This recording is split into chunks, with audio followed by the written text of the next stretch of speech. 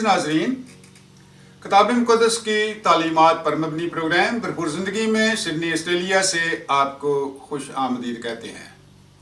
आज का हमारा मजमून है रूह की ग़िज़ा। अक्सर कहा जाता है कि मौसीकी रूह की ग़िज़ा है। ये बड़ा दिलचस्प मजमून है। आज हम गौर करेंगे कि मौसीकी कैसे रूह की ग़िज़ा है।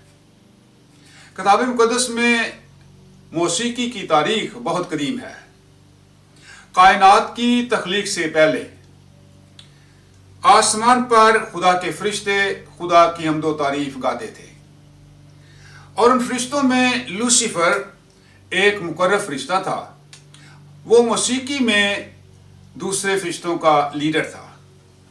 एक दफ़ा लूसीफर के दिल में गुरूर समा गया और खुदावंद ने लूसीफर और उसके साथी फरिश्तों को आसमान से नीचे गिरा दिया और उसको इब्लीस का नाम दिया। बाद अज़ा खुदा ने ज़मीन पर इंसान को खलक किया और उसके दिल में अपने खालिक खुदा के लिए हम्दो तारीफ की ख्वाहिश भी पैदा की। इसलिए लोग खुदा की हम्दो तारीफ के गीत गाकर खुदा की इबादत करते थे।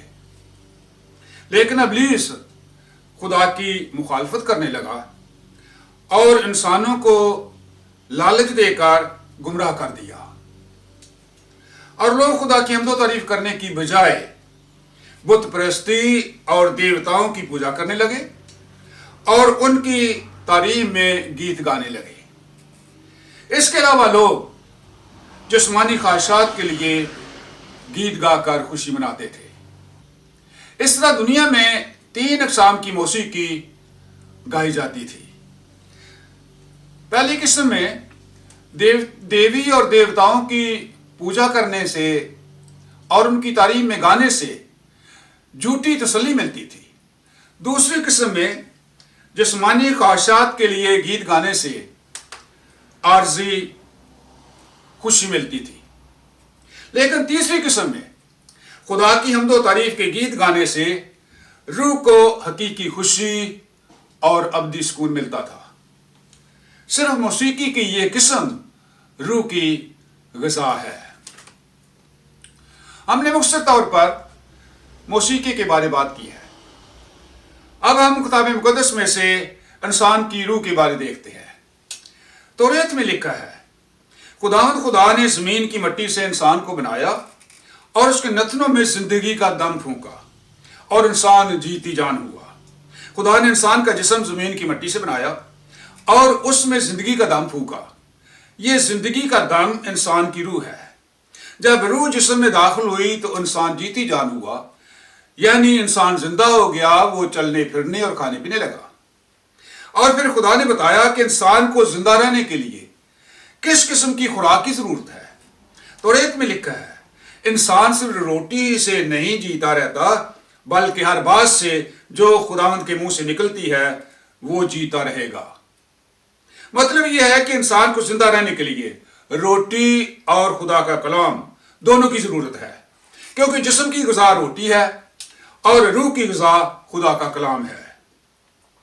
अक्सर लोग जिस्म की ग़िज़ा यानी जिस्मानी ज़रूरियात के लिए दिन रात काम करते हैं, लेकिन रूह के लिए, रूह की ग़िज़ा के लिए वो कोई काम नहीं करते।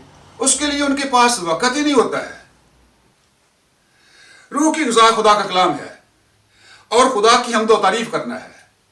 इसलिए दाऊद बीन और बरकत के साथ खूबसूरत आवाज के साथ खुदा की हम्दो तारीफ करता था और खुदा की हैकल में खुदावंद की हम्दो तारीफ बाकायदगी से गाई जाती थी।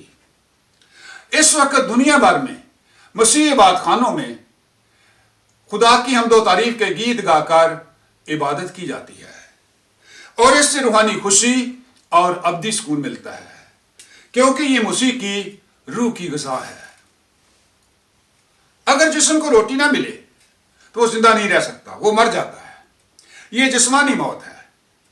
रूह को खुदावंद का कलाम ना मिले तो रूह जिंदा नहीं रह सकती, वो मर जाती है। ये रूहानी मौत है। रूह की जिस्म से जुदाई जिस्मानी मौत है और रूह की खुदा से जुदाई रूहानी मौत है। जिस्मानी मुर्दे ज़मीन में दफन किए जाते हैं, क्योंकि लिखा है कि तू खाक है और खाक में लौट जाएगा। लेकिन रूहानी मुर्दे खाते पीते और चलते फिरते हैं, उनकी रूह मुर्दा होती है, खुदा से उनका तल्लुक टूट जाता है, वो खुदा की हम्दो तारीफ और शुक्रगुजारी नहीं कर सकते। उनकी रूह हर वक्त बेचैन रहती है, उनकी तबीयत में तलखी पैदा हो जाती है, उनमें कुव्वत बर्दाश्त खत्म हो जाती है, वो छोटी छोटी बातों पर गुस्से से पागल हो जाते हैं, बाज डिप्रेशन का शिकार हो जाते हैं, बाज लोग सुकून हासिल करने के लिए नशे का सहारा लेते हैं और इस तरीके से वो नशे के आदी हो जाते हैं। बाज लोग जुआ खेलते या दूसरे नाजायज तरीकों से दौलत जमा करते हैं, उनकी हवस कभी खत्म नहीं होती, लेकिन उनको दौलत में सुकून नहीं मिलता है। ये बेचैनी जैसे गरीब को होती है वैसे ही अमीर को होती है। ये बेचैनी दौलत से खत्म नहीं होती और जादू टूना इसका इलाज नहीं है। दुनिया का कोई डॉक्टर या हकीम इसका इलाज नहीं कर सकता। इसका इलाज सिर्फ खुदा के पास है और वो ये है कि मुर्दा रूह को जिंदगी मिल जाए और फिर रूह को उसकी ग़िज़ा मिले, यानी खुदा का कलाम। क्योंकि जिंदगी का सरचश्मा खुदावंद है, उसमें जिंदगी है और वही इंसान को जिंदगी देता है। कोई इंसान किसी मुर्दा को जिंदगी नहीं दे सकता। जिंदगी देने का इख्तियार सिर्फ खुदा के पास है। लेकिन किताब मुक़द्दस हमें सिखाती है कि खुदावंद यीशु के पास मुर्दा जिंदा करने का इख्तियार है। इसलिए खुदावंद यीशु मसीह मुर्दे जिंदा करता था, क्योंकि यीशु कामिल खुदा और कामिल इंसान है।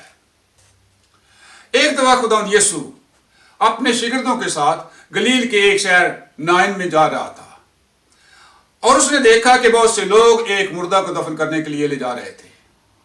वो मुर्दा एक बेवा का इकलौता बेटा था और वो औरत बहुत रो रही थी क्योंकि उसका कोई और सहारा नहीं था।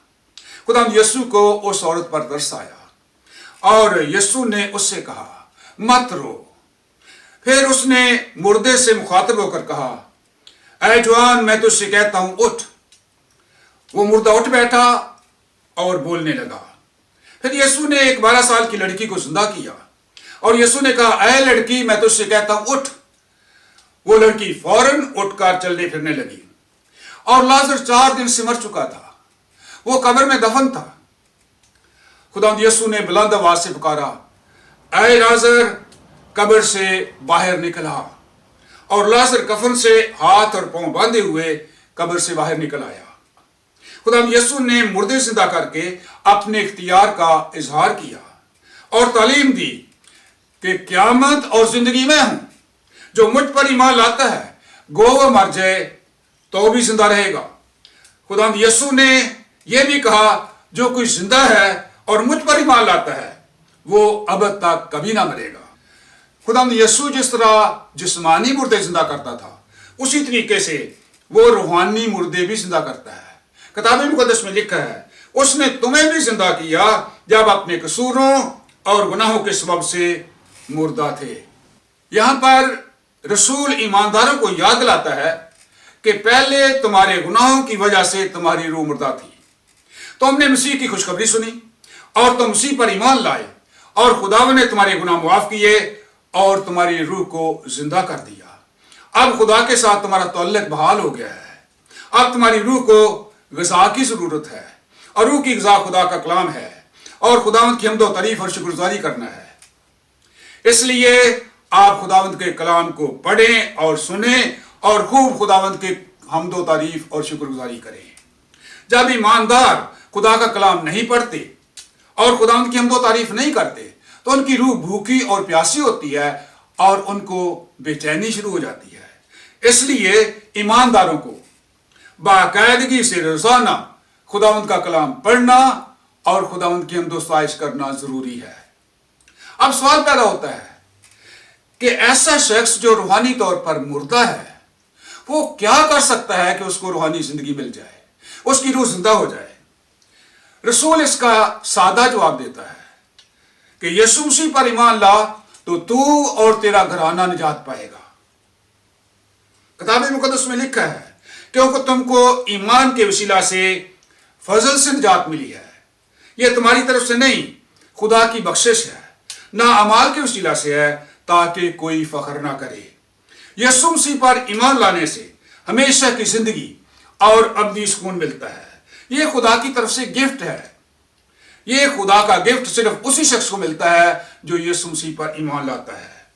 اس سے روح کو سکون مل جاتا ہے، بے چینی ختم ہو جاتی ہے، نشے کی عادت چھوٹ جاتی ہے، ڈپریشن ختم ہو جاتا ہے، قوت برداشت پیدا ہو جاتی ہے، دولت کی ہوس مٹ جاتی ہے اور وہ شخص نارمل انسان بن جاتا ہے۔ اس کو کرونا وائرس کا کوئی خطرہ نہیں رہتا۔